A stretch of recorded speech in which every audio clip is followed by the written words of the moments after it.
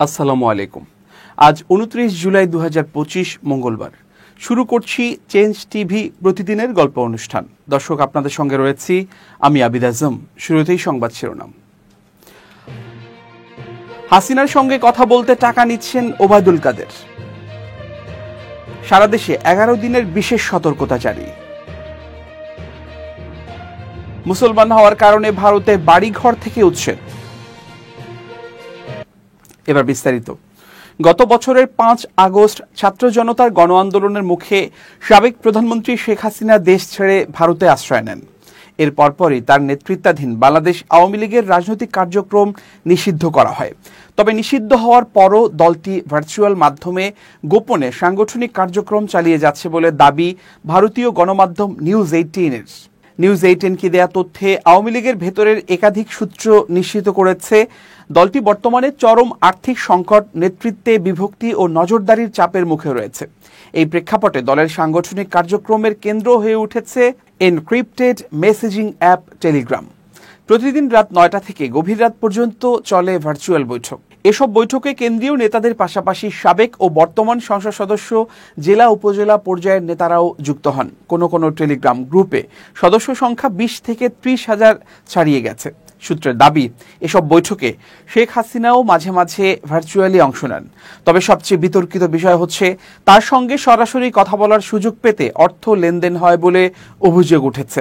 এই অভিযোগের কেন্দ্রবিন্দুতে রয়েছেন আওয়ামী লীগের সাধারণ সম্পাদক ওবায়দুল কাদের। দাবি করা হচ্ছে তিনি একাধিক টেলিগ্রাম গ্রুপ সরাসরি নিয়ন্ত্রণ করছেন এবং সেগুলোকে রাজনৈতিক প্রভাব ও ব্যক্তিগত স্বার্থে ব্যবহার করছেন। প্রতিবেদনে আরও বলা হয়, শেখ হাসিনা দলের সাংগঠনিক কাঠামোয় বড় ধরনের পরিবর্তন আনতে চান এবং কেবল কিবোর্ড যোদ্ধা হয়ে না থেকে নেতাকর্মীদের মাঝে সক্রিয় হওয়ার নির্দেশ দিয়েছেন। তথ্য ফাঁস ও নজরদারির সংখ্যায় বর্তমানে দলের সব টেলিগ্রাম ব্যবহারকারীকে ভিপিএন ব্যবহারের নির্দেশ দেওয়া হয়েছে। দলের একাধিক সূত্র জানিয়েছে, আওয়ামী লীগ এখন প্রথম ধাপ টেলিগ্রাম ভিত্তিক সংগঠনের পর দ্বিতীয় ধাপ অর্থাৎ সরাসরি রাজপথে আন্দোলনের প্রস্তুতি নিচ্ছে। দেশের প্রতিটি জেলা ও মহানগরে গঠন করা হচ্ছে প্রতিরোধ কমিটি। এসব কমিটিতে থাকছেন বিভাগীয় সংগঠক, যুগ্ম সাধারণ সম্পাদক ও কেন্দ্রীয় নেতারা। দলের একজন নেতা নাম প্রকাশ না করার শর্তে বলেন, 1 বছর হয়ে গেছে, এবার ভার্চুয়াল বৈঠক নয়, সরাসরি রাস্তায় নামতে হবে। জনগণের অধিকার আর দলের অস্তিত্ব রক্ষায় মাঠে নামাই এখন একমাত্র পথ। টানা 15 বছর ক্ষমতায় থাকার পর ছাত্র জনতার গণঅভ্যুত্থানে ক্ষমতাচ্যুত হওয়ার পর প্রায় 1 বছর হতে চলল, কিন্তু এখনো প্রকাশ্যে রাজনৈতিক ময়দানে ফিরতে পারেনি আওয়ামী লীগ। অন্তর্বর্তী সরকার দলটির রাজনৈতিক কার্যক্রম নিষিদ্ধ ঘোষণা করলেও দেশ বিদেশে ছদ্মবেশে তৎপর রয়েছে সংগঠনটির নেতাকর্মীরা। গোপনে তারা একত্র হয়ে সহিংসতা বা হামলার পরিকল্পনা করতে পারেন এমন আশঙ্কায় সারা দেশে আগামী 11 দিন বিশেষ সতর্কতা জারি করেছে আইন শৃঙ্খলা রক্ষাকারী বাহিনী। পুলিশের বিশেষ শাখা আশঙ্কা করছে আজ 29 জুলাই থেকে আগামী 8 আগস্ট পর্যন্ত সময়কে কেন্দ্র করে অনলাইন ও অফলাইনে সংঘবদ্ধ প্রচারণার মাধ্যমে নৈরাজ্য সৃষ্টির চেষ্টা হতে পারে। দলটির কিছু নেতা ও কর্মী এ সময় সরকারি ও বেসরকারি স্থাপনায় হামলা, বিশৃঙ্খলা কিংবা ভাঙচুর চালাতে পারে বলেও ধারণা করছে আইন শৃঙ্খলা রক্ষাকারী বাহিনী। এই প্রেক্ষাপটে সোমবার দেশের বিভিন্ন পুলিশের ইউনিটে একটি বিশেষ সতর্কবার্তা পাঠিয়েছে পুলিশের বিশেষ শাখা।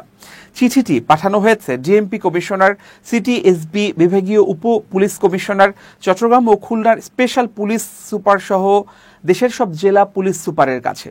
চিঠিতে উল্লেখ করা হয়েছে, ঐতিহাসিক জুলাই অভ্যুত্থানের বর্ষপূর্তি ঘিরে সরকার বিরোধী রাজনৈতিক দল ও ফ্যাসিবাদ বিরোধী সামাজিক সংগঠনগুলো 1 জুলাই থেকে বিভিন্ন কর্মসূচি পালন করছে। এই ধারাবাহিকতায় 29 জুলাই থেকে 8 আগস্ট পর্যন্ত সময়কে বিশেষ গুরুত্বপূর্ণ হিসেবে চিহ্নিত করা হয়েছে। চিঠিতে বলা হয়েছে, এই সময় বিতর্কিত ফ্যাসিবাদী শক্তিগুলো দেশব্যাপী অনলাইন ও অফলাইনে উস্কানিমূলক প্রচারণা চালিয়ে নৈরাজ্য সৃষ্টি করতে পারে। পাশাপাশি ফ্যাসিবাদ বিরোধী কর্মসূচিতে বাধা দিয়ে বা উস্কানি সৃষ্টি করে আইনশৃঙ্খলা পরিস্থিতির অবনতি ঘটানোর অপচেষ্টাও হতে পারে। এমন পরিস্থিতিতে দেশের সকল ইউনিটকে নিজ নিজ এলাকায় রাজনৈতিক পরিস্থিতি পর্যবেক্ষণ, সন্দেহভাজন ব্যক্তি ও যানবাহনের উপর নজরদারি, সরকারি বেসরকারি স্থাপনায় নিরাপত্তা জোরদার এবং সাইবার গোয়েন্দা কার্যক্রম তীব্র করার নির্দেশ দেওয়া হয়েছে। বিশেষ অভিযান চালাতে বলা হয়েছে 29 জুলাই থেকে 8 আগস্ট পর্যন্ত। এই সময় ব্যক্তিগত মোটরসাইকেল, মাইক্রোবাস সহ সন্দেহভাজন সব যানবাহনে তল্লাশি, বাস টার্মিনাল, লঞ্চঘাট, রেল স্টেশন, বিমানবন্দরের আশপাশের নজরদারি এবং মোবাইল পেট্রোল বাড়াতে বলা হয়েছে। একই সঙ্গে গ্রেপ্তারি পরোয়ানা, তামিল, সাইবার পেট্রোলিং এবং গোয়েন্দা নজরদারি জোরদারের নির্দেশও রয়েছে। পুলিশ কর্মকর্তাদের দাবি, আওয়ামী লীগের কিছু যুব ও ছাত্র সংগঠনের নেতারা মাঠে না থাকলেও অনলাইনে ভার্চুয়াল স্কোয়াড গড়ে তুলেছে, যারা ফেসবুক, টেলিগ্রাম ও ইউটিউব ভিত্তিক চ্যানেল চালিয়ে সামাজিক অস্থিরতা ছড়ানোর কাজ করছে। ভারতের আসাম রাজ্যে বাংলা ভাষাভাষী মুসলমানদের বিরুদ্ধে ক্রমবর্ধমান দমন পীড়নের অংশ হিসেবে আবার শুরু হয়েছে উচ্ছেদ অভিযান। রাজ্যের গোয়ালপাড়া শহরে বুলডোজার দিয়ে গুঁড়িয়ে দেওয়া হয়েছে প্রায় 500 পরিবারকে ঘিরে গড়ে ওঠা একটি মুসলিম বসতি। এখন তারা আশ্রয় নিয়েছে অস্থায়ী তাঁবুতে, যেখানে নেই পর্যাপ্ত খাবার, বিশুদ্ধ পানি বা ন্যূনতম স্যানিটেশন সুবিধাও। আসামের মুখ্যমন্ত্রী হেমন্ত বিশ্ব শর্মা এই উচ্ছেদ অভিযানের পক্ষেই অবস্থান নিয়েছেন। তিনি এসব মুসলিম পরিবারকে বাংলাদেশি অনুপ্রবেশকারী হিসেবে উল্লেখ করেছেন। যদিও উচ্ছেদ হওয়া বাসিন্দাদের দাবি, তারা বহু প্রজন্ম ধরে আসামে বসবাস করে আসছেন এবং তাদের কাছে রয়েছে বৈধ নাগরিকত্বের কাগজপত্র। এক ভুক্তভোগী বলেন, তারা আমাদের ঘরবাড়ি গুঁড়িয়ে দিয়েছে, এখন এই তাঁবুতে পরিবার নিয়ে কোনো মতে দিন কাটাচ্ছি। খাবার নেই, পানি নেই, সরকারও কোনো সহায়তা করেনি, এমনকি টয়লেট নিজেরাই ঠিক করেছি। রয়টার্সের এক প্রতিবেদনে বলা হয়েছে, এই উচ্ছেদ অভিযানের পেছনে মুখ্যমন্ত্রী হেমন্ত বিশ্ব শর্মার সরাসরি নির্দেশ রয়েছে। 2021 সালে তিনি ক্ষমতায় আসার পর থেকে আসাম রাজ্যে অন্তত 5,000 মানুষকে উচ্ছেদ করা হয়েছে, যাদের অধিকাংশই মুসলিম। মানবাধিকার বিশ্লেষকদের মতে, রাজ্যের শাসক দল বিজেপি আসন্ন নির্বাচনের আগেই মুসলিম বিরোধী রাজনীতি চাঙা করতে চাইছে। বিশেষ করে বাংলাদেশে ভারত ঘনিষ্ঠ সরকারের পতনের পর থেকে আসামে মুসলমানদের প্রতি আচরণ আরও শত্রুভাবাপন্ন হয়ে উঠেছে। এক নারী বলেন, আমরা কেন বাংলাদেশি হব? আমাদের কাছে দাদা, বাবা, চাচার নাগরিকত্বের কাগজপত্র আছে। সরকারের যা যা প্রমাণ দরকার সব আমাদের হাতে রয়েছে, অথচ আমাদেরকে তাড়িয়ে দেয়া হচ্ছে কেবল মুসলমান বলেই। ঢাকা দক্ষিণ সিটি কর্পোরেশনের মেয়র হিসেবে শপথ গ্রহণ করতে না পেরে বিএনপি নেতা ইশরাক হোসেন টিভি চ্যানেল দখল করে প্রোপাগান্ডা ছড়াচ্ছেন বলে অভিযোগ করেছেন যুব ও ক্রীড়া এবং স্থানীয় সরকার, পল্লী উন্নয়ন ও সমবায় মন্ত্রণালয়ের উপদেষ্টা আসিফ মাহমুদ সজীব ভুঁইয়া। মঙ্গলবার নিজের ফেসবুক অ্যাকাউন্ট থেকে এক পোস্টে এই অভিযোগ করেন তিনি। উপদেষ্টা লিখেছেন, থানায় হামলা করায় পুলিশ বাদী মামলায় কেন অ্যারেস্ট করা হলো, এই দায়ও আসিফ মাহমুদের। আসিফ মাহমুদ লিখেছেন, মুরাদনগরে ট্রিপল মার্ডারের ঘটনায় প্রত্যক্ষভাবে জড়িত শাহ মোফাজ্জল হোসেন কায়কোবাদের ভাই শাহ জুন্নু বুশরি।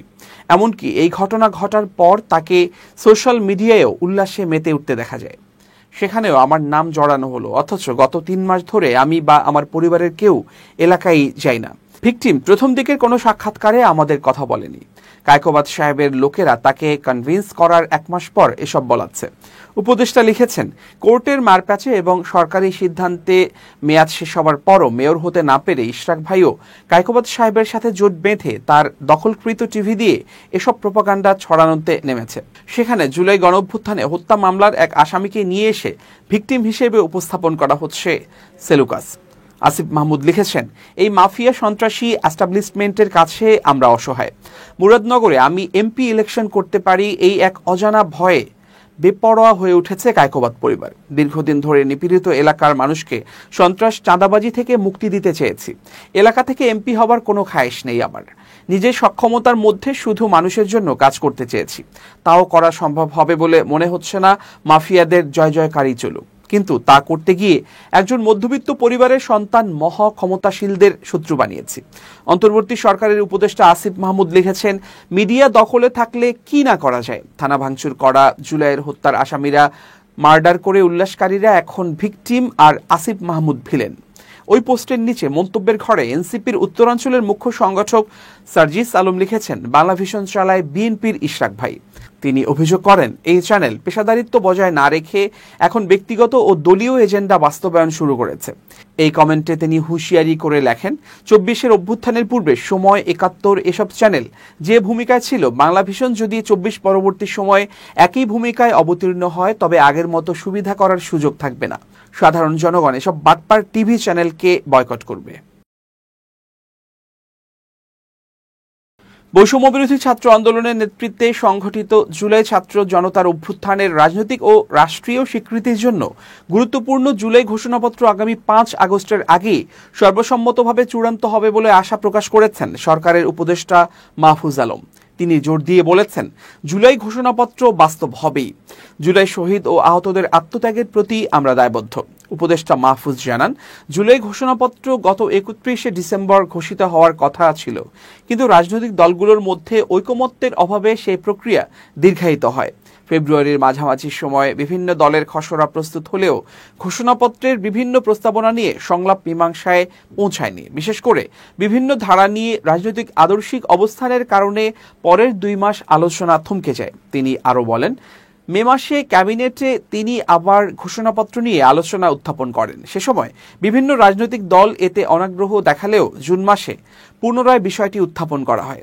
এরপরই সিদ্ধান্ত হয় যে সরকারের পক্ষ থেকে জ্যেষ্ঠ উপদেষ্টারা বিভিন্ন রাজনৈতিক দলের নেতৃবৃন্দের সাথে কথা বলে একটি সর্বসম্মত ঘোষণাপত্র প্রণয়ন করবেন। উপদেষ্টা মাহফুজ আশা প্রকাশ করেছেন যে সবাই ছাড় দিয়ে বৈষম্যবিরোধী ছাত্র আন্দোলনের নেতৃত্বে ছাত্র জনতার অভ্যুত্থানকে যথাযথ রাজনৈতিক ও রাষ্ট্রীয় স্বীকৃতির সুযোগ করে দেবেন।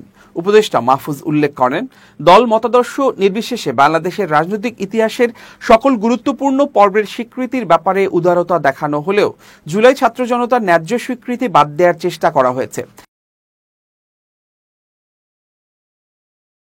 এবার খুব জরুরি 1 মিনিট, জানাচ্ছেন ইউনেস্কো ক্লাব পুরস্কার বিজয়ী সাংবাদিক আমিরুল মোমিনিন মানিক। খুব জরুরি 1 মিনিটে প্রত্যেককে আমন্ত্রণ। ইদানিং অনেকেই গাজায় সাহায্য পাঠাবে বলে আবেদন করছে, বিজ্ঞাপন দিচ্ছে এবং সামাজিক যোগাযোগ মাধ্যমে পোস্ট দিচ্ছে। আসলে আমরা কি চাইলেই গাজায় সাহায্য পাঠাতে পারি? আমরা জানি যে গাজা হামাস নিয়ন্ত্রিত স্বশাসিত অঞ্চল। এর সঙ্গে ফিলিস্তিনি কর্তৃপক্ষের খুব একটা যোগাযোগ নেই। অনেকে ফিলিস্তিনি দূতাবাসের মাধ্যমে গাজায় সাহায্য পাঠাবেন বলে মতামত দিচ্ছেন, কিন্তু বিষয় হচ্ছে ফিলিস্তিনি দূতাবাসের মাধ্যমে পাঠানো সাহায্য ফিলিস্তিনি জনগণের কাছে গেলেও সুনির্দিষ্টভাবে গাজাবাসীর কাছে যাবে না। সেই জন্য গাজাবাসীর কাছে সাহায্য পাঠাতে বেশ কিছু আন্তর্জাতিক সংস্থা এবং সংগঠন রয়েছে। মিশরের বেশ কটি সংগঠন এ নিয়ে কাজ করছে। আমরা গুগলের বিভিন্ন প্ল্যাটফর্ম থেকে তাদের তথ্য জেনে নিতে পারি। প্রিয় বন্ধুরা, তথ্য জানুন, সুনির্দিষ্ট পন্থায় কাজ করুন এবং ভালো থাকুন। এবার দেশের বাইরের খবর। যুক্তরাজ্যের প্রধানমন্ত্রী কিয়ার স্টারমার এই সপ্তাহেই ফিলিস্তিন রাষ্ট্রকে স্বীকৃতি দেওয়ার একটি পরিকল্পনা উপস্থাপন করতে যাচ্ছেন বলে জানিয়েছে ব্রিটিশ দৈনিক দ্য টাইমস। খবরে বলা হয়েছে, ক্ষমতাসীন লেবার পার্টির ভেতরে ক্রমবর্ধমান চাপের মুখে স্টারমার এই পদক্ষেপ নিচ্ছেন।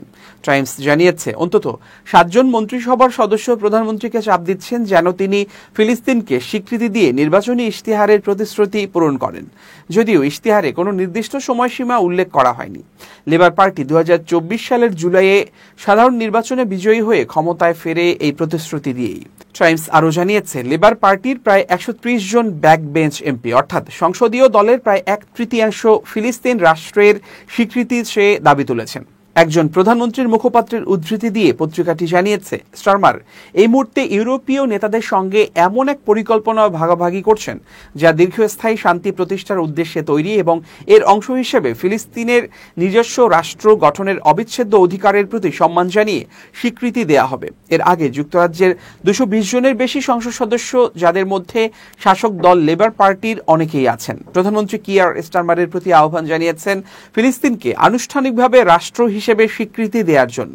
9টি ভিন্ন রাজনৈতিক দলের এমপিদের স্বাক্ষর করা একটি যৌথ চিঠিতে তারা বলেন, আমরা আপনাকে অনুরোধ করছি আগামী সপ্তাহে নিউ ইয়র্কে অনুষ্ঠিতব্য সম্মেলনে ফিলিস্তিন রাষ্ট্রকে আনুষ্ঠানিকভাবে স্বীকৃতি দিন।